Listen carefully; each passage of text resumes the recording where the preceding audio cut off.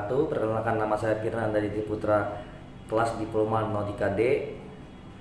Cara kerja GPS Global Position System atau yang biasa disingkat dengan GPS adalah alat navigasi yang menerima informasi dari 4 atau 12 satelit, sehingga GPS bisa memperhitungkan posisi di mana kita berada di bumi. Satelit GPS tidak mentransmisikan informasi posisi yang ditransmisikan satelit adalah posisi satelit dan jarak penerima GPS kita dari satelit. Informasi ini diolah alat penerima GPS kita dan hasilnya ditampilkan kepada kita. GPS sebenarnya adalah proyek Departemen Pertahanan Amerika Serikat yang memberikannya nama resmi Navstar, Navigation Satellite Timing and Ranging. Bagian utama dari sistem GPS adalah 24 satelit yang menerbangkan bumi di ketinggian 20.200 km. Orbit satelit dirancang sehingga setiap titik di bumi dapat dimiliki paling sedikit 4 satelit pada setiap saat. Tiap satelit mengintai dari bumi kira-kira sekali dari 12 jam dengan kecepatan sekitar 11.000 km per jam. Satelit GPS mempunyai panel-panel pengumpul tenaga matahari untuk membangkitkan energi listrik yang diperlukannya. Selain itu juga ada baterai yang menyimpan tenaga listrik dan menggunakannya saat satelit tidak memperoleh sinar matahari. Fungsi GPS: 1. Memperhitungkan jarak dan arah dari lokasi tempat kita berada. 2. Satu unit GPS dapat menyimpan dalam memori lokasi di mana kita berada saat ini. 3. Setiap lokasi dapat diberi nama atau nomor dan tanggal dan waktu. 4. Mengikat lokasi yang pernah kita simpan. 5. Mengarahkan kita dari satu lokasi ke lokasi lain dengan simbol berupa grafik. 6.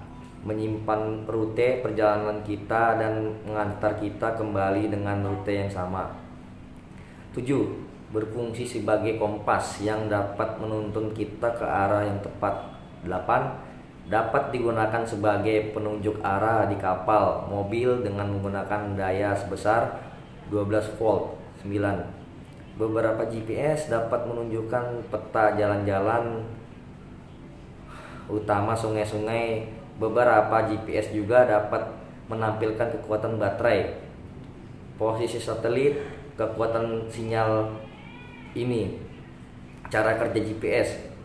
Satelit GPS pertama diluncurkan tahun 1978 dan konstelasi 24 satelit berhasil dilengkapi tahun 1994. Setelah itu satelit-satelit baru rutin diluncurkan untuk mengupgrade satelit lama yang mengganti satelit yang rusak tidak berfungsi lagi. Tiap satelit mentransmisikan data navigasi dalam sinyal CDMA.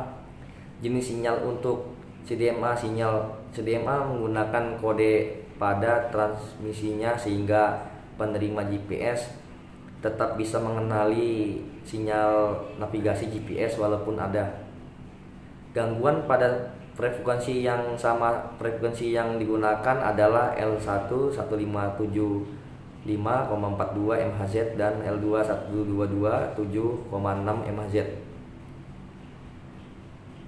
Tidaklah demikian, kode CDMA tiap satelit dipilih dengan seksama agar tidak mengganggu transmisinya satelit lain-lain. Jenis kode CDMA ini ada dua, yaitu CA dan PY. Kedua kode-kode ini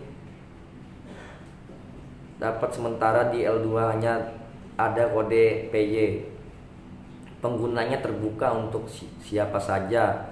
Course karena resolusi datanya lebih kasar atau tidak presisi kode PY disebabkan modulasi kode yang lebih lambat, yaitu 1,023 MHz. WCDMA generasi penerus GSM yang 3,84 MHz. Kata equationnya adalah untuk mengatasi karena kode CDA sederhana lebih mudah dikenali dibandingkan dengan kode PY, sehingga untuk menangkap sinyal kode PY lebih mudah setelah berhasil mengkuasai satelit GPS dari sinyal CA-nya.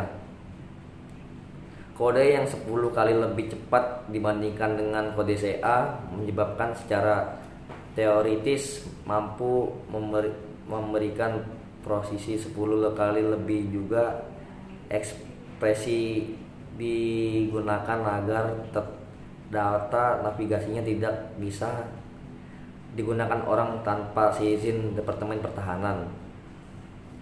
Sinyal dikirim dari satelit dan diterima oleh alat penerima GPS.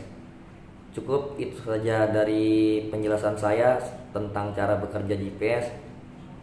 Assalamualaikum warahmatullahi wabarakatuh.